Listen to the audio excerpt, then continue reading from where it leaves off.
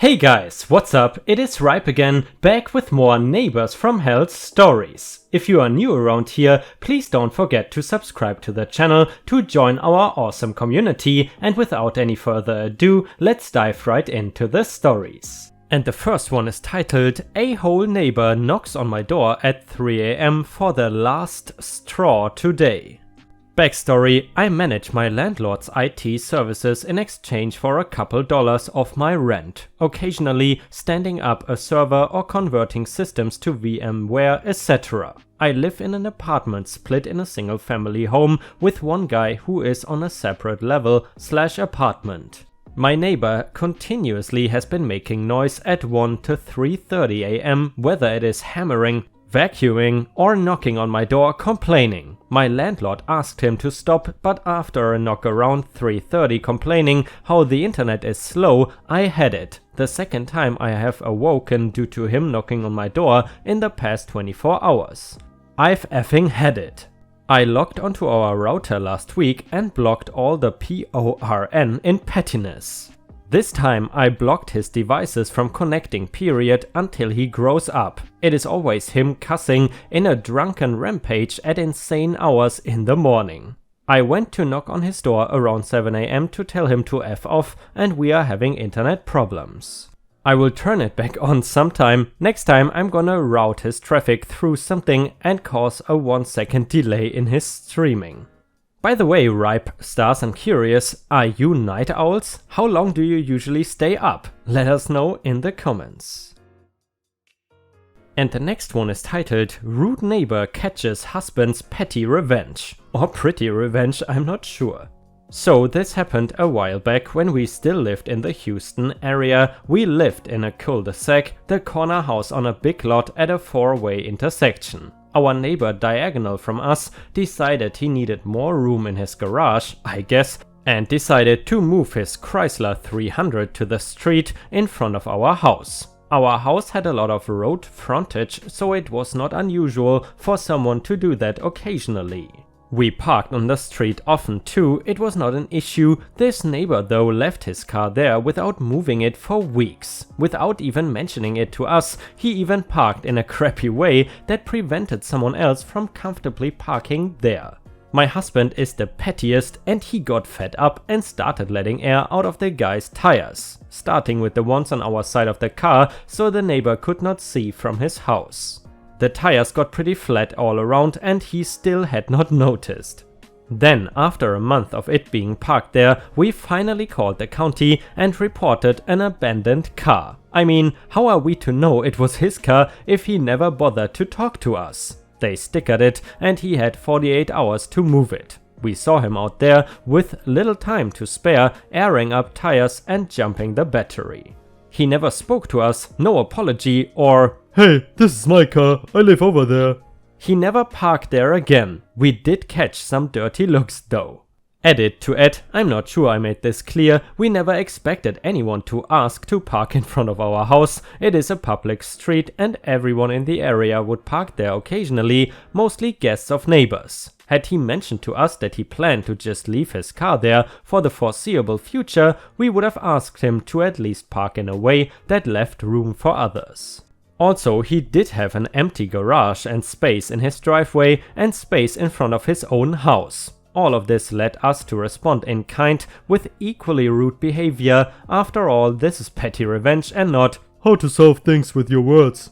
He left the car there for a month that we knew of. We first saw it after a 2-week vacation and never moved it, started it, nothing. Literally left it till the battery died. The county told us that was plenty of time, no matter whose car it was, to be considered abandoned. And guys, I'm curious, have you ever gotten back at your annoying neighbors with any sort of revenge? Maybe even petty revenge? Let us know in the comments. And I gotta say, I think I've mentioned this in the past, this story definitely reminds me of my own neighbors in Europe who have approximately 5 or 6 cars, 2 of them huge vans for business, and they also have a huge driveway, but they instead always decide to park on the street, clogging up all the parking spots.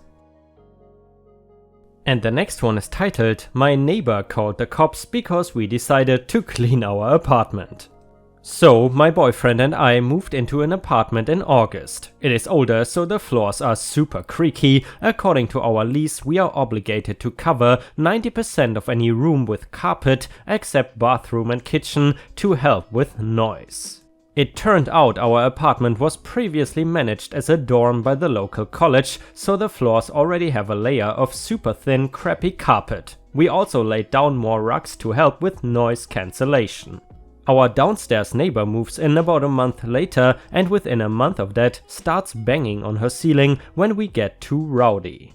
The first couple times it happened super late in the living room. Our apartments have the same plan. We were moving around after midnight the first time. Later she came to talk to us and asked us to keep it down at night. Sure, fair enough.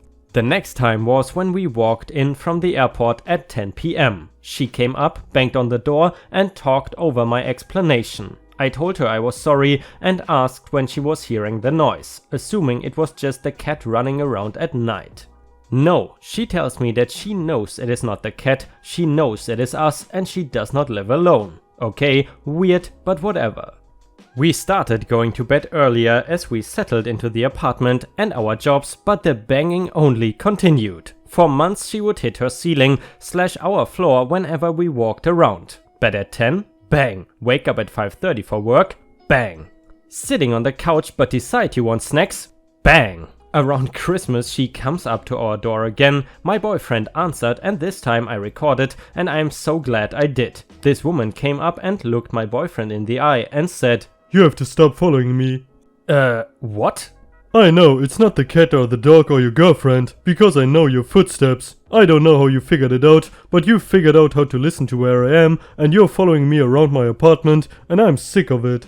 My boyfriend calmly responded that she sounds crazy and that we don't care about her. She again reminded us that she does not live alone. Her boyfriend is a small Latino man in his 60s who is very polite and has never said a word to us. Cool, she's insane, whatever. The banging continued with us stomping every time we heard it. She did not like that, but it made it more fun. We had already explained the situation to the landlord and the super and they were on our side.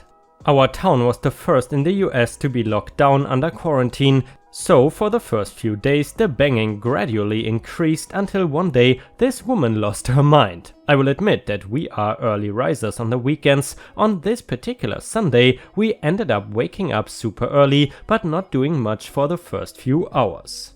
We drank some coffee and sat on the couch until almost 11. At that point we decided to get up and clean the apartment. Homegirl went apecrap. She had to be running from one end of her apartment to the other. She's banging her ceiling so hard that we are convinced she's damaging it. At one point I hear what sounds like muffled yelling after she followed me into the bedroom. We had plans that day, so we ignored her, finished cleaning and started to leave. She must have been waiting for us to leave, because for the first time ever she walked out of her apartment right as we go to her landing. I was holding the dog while waiting for my boyfriend to come down as she starts to descend the stairs. Of course, she decides to turn around and say something. Crazy woman. "Tell your boyfriend to cut it out." Me? Cut out what? Walking? You are hitting the ceiling because of me and the dog moving, not him. Crazy woman continues to spew some other dumb stuff as my boyfriend gets down to me. She proceeded to stay exactly 3 steps ahead of him, slowing us all the way down the stairs. She tried to block us going out the door at the bottom, but backed off when he just did not stop moving. She's continuing to yell at him all the way to the parking lot. Of myself and my boyfriend, he's typically the hothead while I am the calm one. Amazingly, he kept his calm the whole time, calling her only a crazy lady and ignoring her as he walked past her and her car to the dumpster. As I passed her car, she decided to continue talking to me, and I was just pissed not to engage. CB. "I'm serious, it's done." Me. Okay, what do you want us to do? Crawl? I already told you we have a 60-pound dog and we are all just walking around. CB talking while I talked so I don't hear everything. "And you need to remember that I don't live alone." Me. Okay woman, neither do I. You see my boyfriend right there, so what is your point? By the way, that is the 3rd or 4th time you have said that and that could be taken as a threat. Crazy woman. "You think it's a threat? Fine, it is." Me. Cool, I'm calling the cops. CB. Okay, me too. We both call the cops and they pull up. They talk to her first and then come to talk to us. I don't know what she told them, but when they came to talk to us, I told them everything she had said and done for the past 6 months. The officer explained that it was a civil matter that would have to be dealt with by the landlord, but assured us that they explained to her that it is perfectly acceptable to walk around your apartment at 11 AM on a Sunday. They also told her not to knock on our door ever again and that she's not allowed to bang on our floor over footsteps at any point. For a couple nights, she got back at us by banging at 1:30 AM to wake us up. We had already reached out to our landlord again, and this time he told us he would see what her problem is. That is still not the last of his troubles with her though. We ended up talking to the people that live below her and telling them about the banging. It turns out they have heard it this whole time and had no idea what it was. Now that they know, they have also reported her to the landlord. The banging has stopped, we don't expect her lease to be renewed, and we may end up in a better apartment in the next couple months. And guys, did you ever have to encounter such noise-sensitive crazy neighbors? Let us know in the comments. And by the way, if you have watched until here, please don't forget to post some star emojis in the comments and also like the video if you want to support me. The next one is titled, Entitled Neighbor Tries to Have a Tree Older Than Her House Cut Down Illegally. This happened a couple years back, but I am just now getting into Reddit, so let's go. My family has lived in the same home for about 24 years now. My entire life we have had the same neighbors in both sides of us. On one side is the sweetest elderly lady who bakes us fudge every Christmas to thank us for any help we give her throughout the year. On the other side is a family whose parents seem to think the world revolves around their own a-holes. Now, this family moved in about 2 or 3 years before us, giving them the idea that their opinion trumped the lives of any of their neighbors. I know this because both the parents and the children, who are the same age as myself, have explicitly told me this. There is a giant tree in my parents' backyard that admittedly has become a bit overgrown. A branch or two have reached over the fence leading into our neighbor's yard. In the fall, the tree sheds its leaves as trees do, and maybe 1% of the leaves will make their way into the neighbor's yard. This tree has been a part of my childhood and all 3 of my siblings' childhoods. Needless to say, my family is quite attached to our tree. Well, about 15 years ago, our neighbors decided to build a pool. We have had issues with them over time, so when they started to gripe about the leaves from the tree falling into their pool, we just brushed it off. Fast forward to about 2 years ago, I had finished up the college semester and came back to visit my parents for the week. I was at home relaxing and enjoying my time off when the dogs start barking, so I went to check it out. While looking out the window, I saw a team of tree trimmers begin to unload and set up in the backyard. It would not be the first time my parents did not mention having work done on the house, so I did not think anything of it.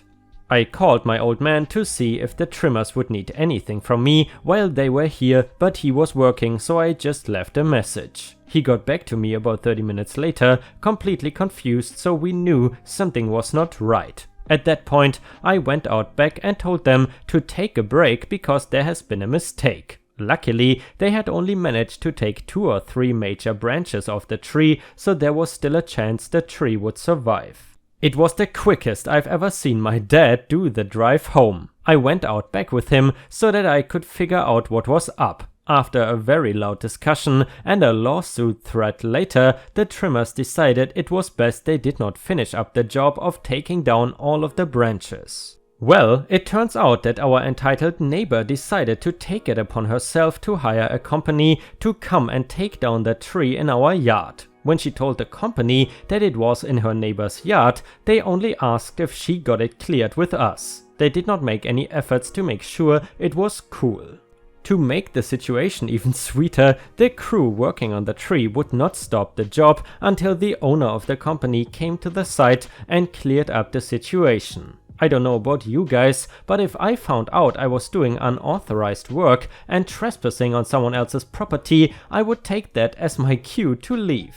When my parents demanded an explanation, the only thing our neighbor would say was that since the couple branches were reaching over the fence, she had the right to get the tree taken down. That is when the police got involved.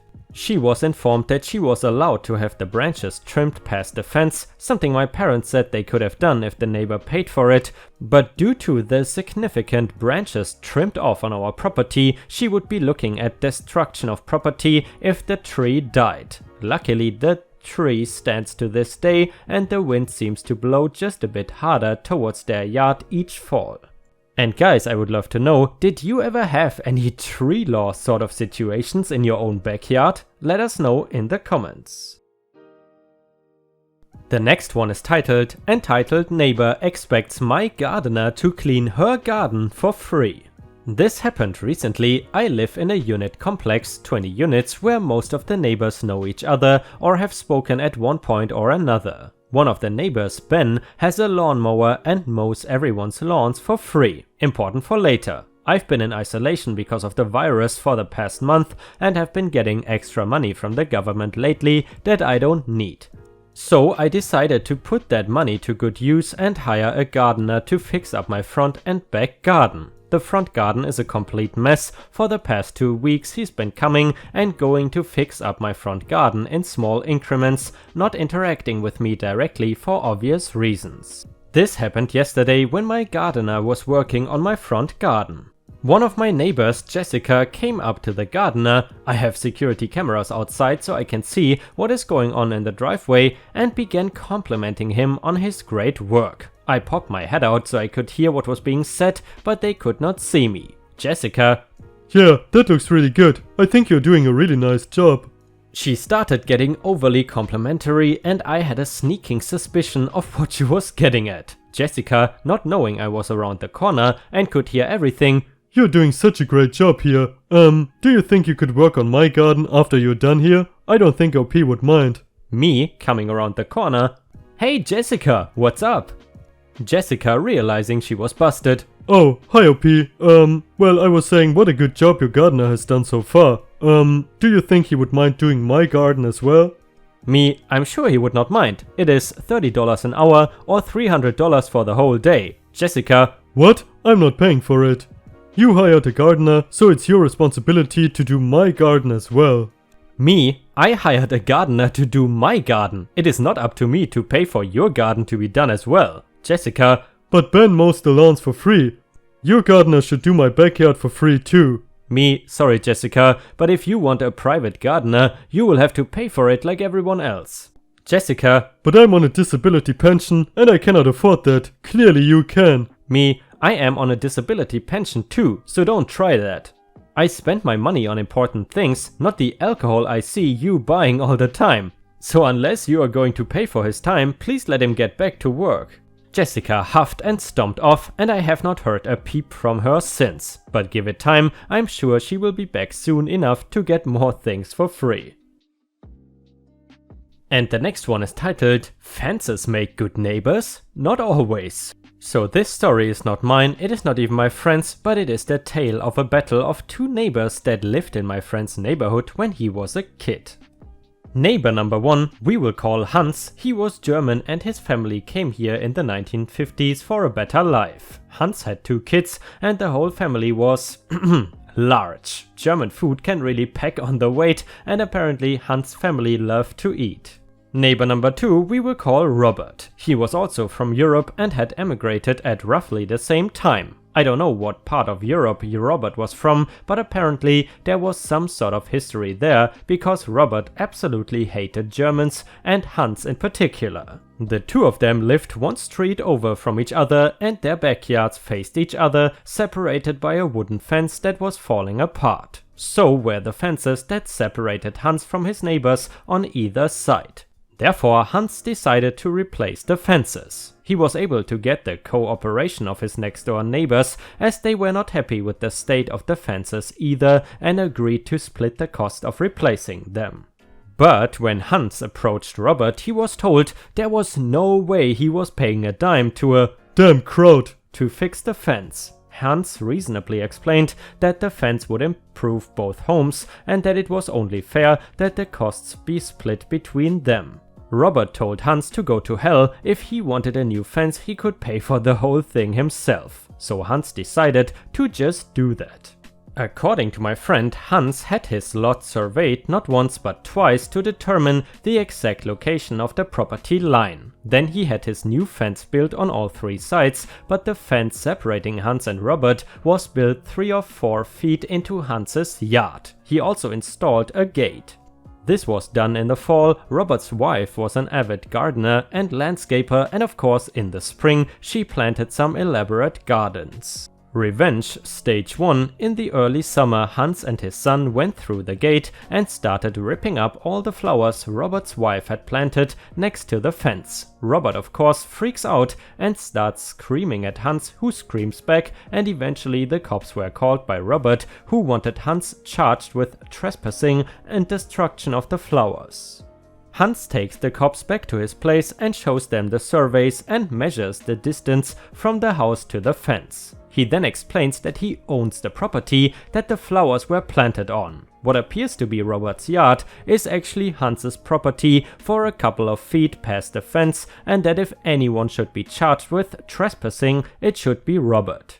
The cops are pretty much forced to agree and have the unpleasant task of explaining to Robert that he's not permitted to come within 3 feet of the fence in what appears to be his own yard, but isn't. Revenge Stage 2. Robert was a very sociable guy, often having guests over for backyard parties and gathering on the weekends. Hans had taken careful measurements to the inch and had replaced the flower garden with patio blocks. The next time Robert hosted a get-together, Hans and his family decided to get some sun. They set up lawn chairs on the patio blocks and in full view of Robert's guests. Decided to lounge in the sun in their yard. Remember how I described Hans as large? Picture a couple of pasty, overweight sunbathers in undersized swimwear in full view of your guests. Naturally, Robert loses his shit and in the argument makes some threats. Cops get called again and Robert is warned to keep his temper in check. Revenge Part 3. Robert is a very religious Catholic and Hans does not really follow any religion. There are some dates that are very important in Catholicism, like First Communion and Confirmation and such. And in Robert's culture, the parents host a party afterwards, everyone is dressed very nicely and it is a classy event. Hans put some small gargoyles on top of his fence posts and some other decor on his fence to give it an ominous and evil appearance. He put a wrought iron table set on the patio, a black tablecloth and a couple of goblets and black candles on the table. This sort of caused the celebration to be a bit subdued and Robert could not do a damn thing about it. These sort of things took place over the course of years, not all at once. Robert did stuff too, like damaging the fence, throwing stuff over into Hans's yard. It was pretty much war and both sides got their shots in. The final revenge.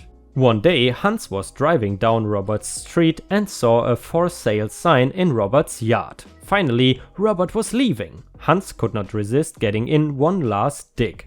So he painted the side of the fence facing Robert's property in the most hideous shade of day-glow orange. It did not take long for the real estate agent to approach Hans after Robert had to explain that no, he could not change the color of the fence. Hans explained everything to the agent, the history of animosity between them, and that no, he was not going to repaint the fence. If it made the house harder to sell, too bad. If it drove the value down, too bad.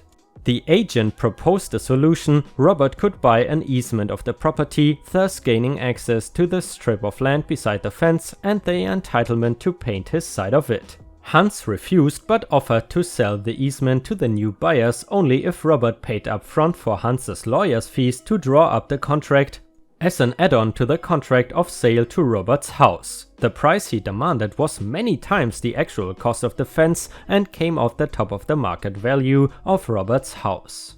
Eventually Robert sold his house and left for parts unknown. Hans actually ended up getting along very well with the new buyers and they were known to socialize through the gate to their respective backyards. And guys, I'm curious, in case you are from the United States, do you have any neighbors with German heritage? And I'm curious, do they still speak German at home? Feel free to let me know in the comments. The next one is titled Purple Porch Pirate.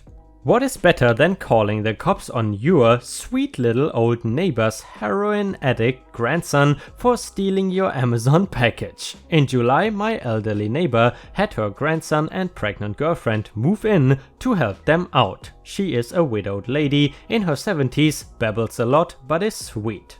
I have a soft spot for her. Years ago she cornered me as I was leaving to take my dog on a walk. My dog was unhappily pacing, waiting for the walk while we listened to her stories. He peed on her during the story. She is so senile, she did not notice.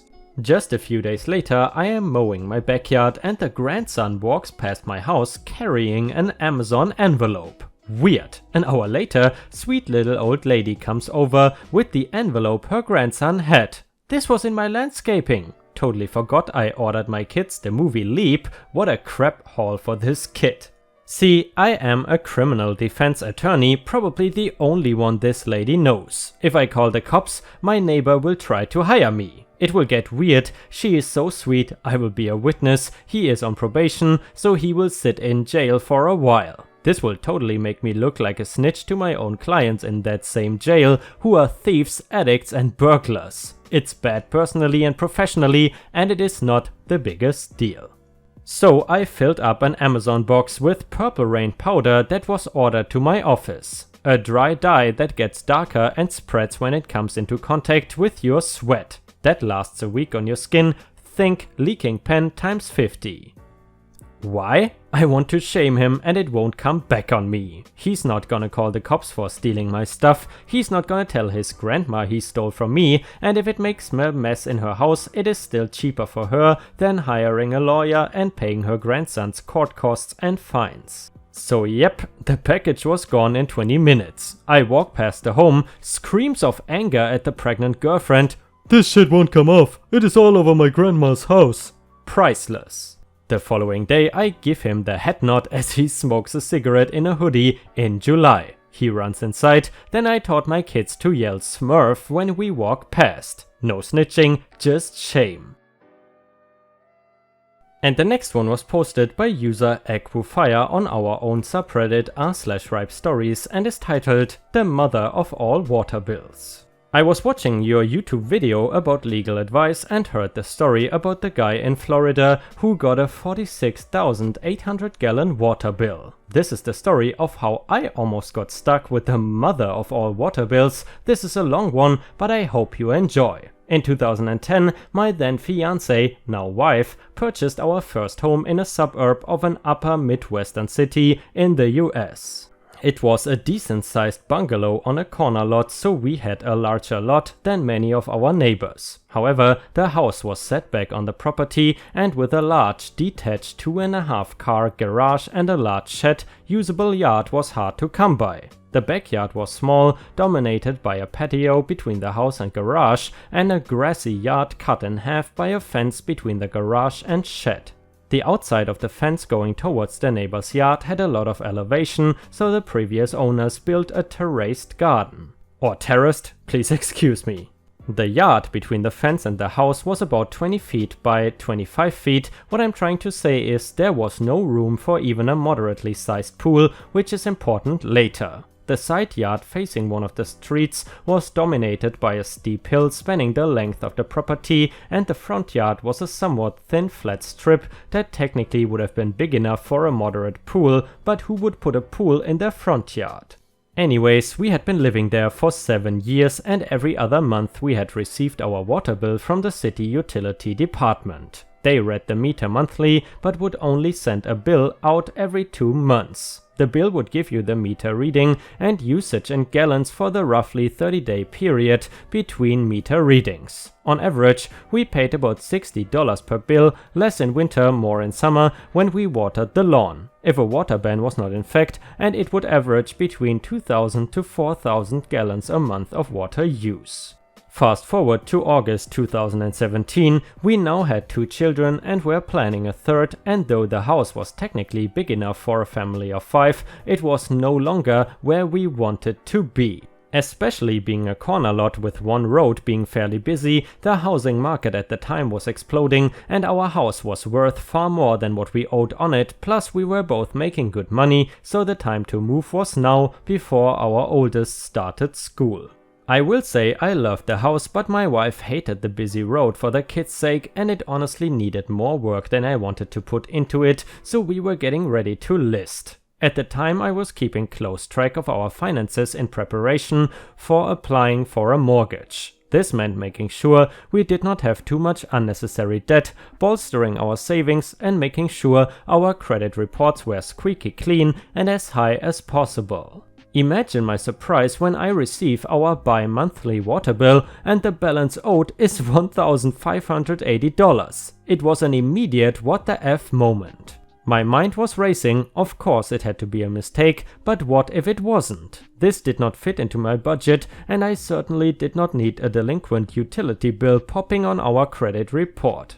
I checked the meter reading and that is when my eyes popped out of my head. There were 2 meter readings, one for June, the 1st through the 29th. For this 29-day period, we had reportedly used 4,000 gallons of water, which was within the normal range, especially for a summer month.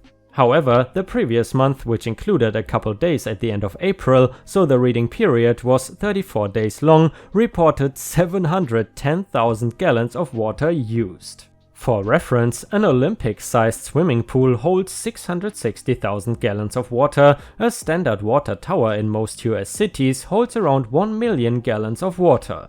I did the calculations, and even with all my water taps in my house turned to full and the toilets flushed every minute of every day for 34 days, my house would use about 500,000 gallons of water. No doubt this was a mistake, but you might be asking how I knew the volume of an Olympic-sized pool or the flow rate of a standard US kitchen faucet, 2.2 gallons per minute, or a bathroom faucet, 0.5 to 1 gallon per minute. Or that the federal government kept the flow of showers and tubs at 2.5 gallons per minute, 1.8 gallons in California. Well, dear reader, my lovely wife took the initiative to call the city's water department to point out the obvious error in billing and get it corrected. What should have been a 5-minute call consisting of a "Oh my goodness, and I'm so sorry about that," in a delightful Midwest accent, followed by some laughter and maybe a touch of local gossip, was instead a 15-minute call where the lady at the water department insisted the bill was correct. Suggested we had filled our non-existent pool and should check for water leaks, finally culminating with my wife angrily hanging up her phone and approximately 700,000 gallons of water turned to steam coming from her ears. So at the time I had prepared myself somewhat that because of the timing we may have to bite the bullet and pay the bill in order to not allow our dreams of buying a new house be drowned in an Olympic-sized pool, but they pissed off my wife, they pissed her off a lot. And when my wife is mad, I am mad. And when we are mad, our blissful home harmony is disrupted. At the very least, if we had to pay the bill, once the dust of the home purchase settled, we would be filing in small claims court. To that end, I began my research, and ladies and gentlemen, my extensive knowledge of the hydrodynamic system of a typical American household was forever etched in my brain like the Grand Canyon deeply etched into the American Southwest by the endless flow of the Colorado River. The research had cooled me off and really only took one night and a 6-pack of beer, and since the bill was not due for another month, I decided it was worth taking another shot and disputing. I fired off an email to the water department explaining the situation, a summary of my newfound knowledge, and a Google Earth image of my lot showing that even a moderate-sized pool, let alone an Olympic-sized pool, would not fit in my yard.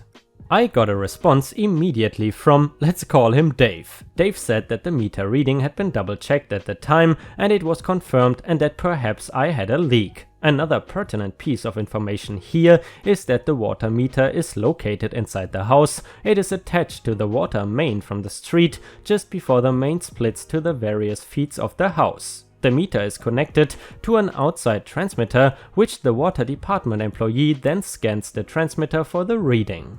I reminded Dave about the location of the meter, and perhaps with more snark than I intended, although it is hard to say how well snark translates through mail, that I was pretty sure I would have noticed a 710,000 gallon leak in my house, and found it even more odd that said leak mysteriously went away the next month. Dave replied he would look into it. Let's just say I was less than confident in Dave's investigative prowess. It seemed that a near $1,600 hit to my bank account was in my future, followed by a small claims if it still had the steam left after selling and then purchasing a home. However, an idea hit me, something that I could not believe I had not thought of, and would have negated the need for my deep dive into the pool of H2O knowledge that was the basis for the tidal wave of information I used to argue against why I had not spent 34 days and nights building an ark in what should have been my rapidly flooding house. It was a simple, elegant idea. I pulled up the bill on my phone, and sure enough, right next to where it gives the gallons used, it shows the value recorded of the meter. The meter does not get reset once the reading is taken, it simply continues its count, and the usage is determined by subtracting the current reading from the previous. The meter is read in the thousands, so a reading of 900 would actually indicate 900,000, meaning 900,000 gallons had passed through the meter over its lifetime. The meter reading for May 31st was 2,705, and according to that bill, the reading taken on April 27th was 1,995. Take the May reading and subtract the April reading, and you get 710 or 710,000. I should be able to pull up my previous bill, and it will give me the meter reading they took on April 27th to determine my water usage that month. If that number was different than what my current bill said, then obviously someone made a mistake entering their values on the bill, so I searched my email and found my previous bill. There, in beautiful numbers, April 27th, 2,702, a far cry from the 1,995 on the current bill. I will admit that there was a lingering doubt that a massive amount of water had been leaking into the ground under my house, and at any moment my home would be swallowed by a massive sinkhole. It was a relief to know that was not the case. Evidence in hand, I fire off another email to Dave, attaching the two bills with the actual meter value highlighted on both bills. Dave replied in 10 minutes later, stating it must have been a mistake when the bill was created. I concurred with his findings. He then replied that he would make sure that it gets taken care of. The endings to this winding river of a tale does not conclude with a barrel and riding over Niagara Falls, but rather a gentle current into a peaceful lake. The next day I received an email from someone in the city accounting office with an apology, the mistaken bill cancelled, and a new bill with a much more reasonable $58. The storm had passed, the rain had stopped, and harmony returned to our home for the few short months we remained. We ended up selling the home 2 months later for 10% over our asking price, and we bought our dream home in a nice small town 20 miles from our old house, close enough so our work commutes were manageable, but far enough where we wake up to deer and turkey and the occasional black bear in our yard. And we did have our third kid, and the cherry on top, we now have a well with a solar powered pump, so no more water bills. Thanks for reading to the end. And guys, unfortunately we have already reached the end of the video. I hope you enjoyed today's stories, and if you haven't already, please also go to patreon.com/ripeyoutube, where I upload exclusive Reddit videos starting at just $3 a month. This is a great way to support me in case you are interested, and the chance for me to become independent from YouTube revenue. Thank you so much for watching. Please don't forget to subscribe and like the video, and I hope to see you again tomorrow.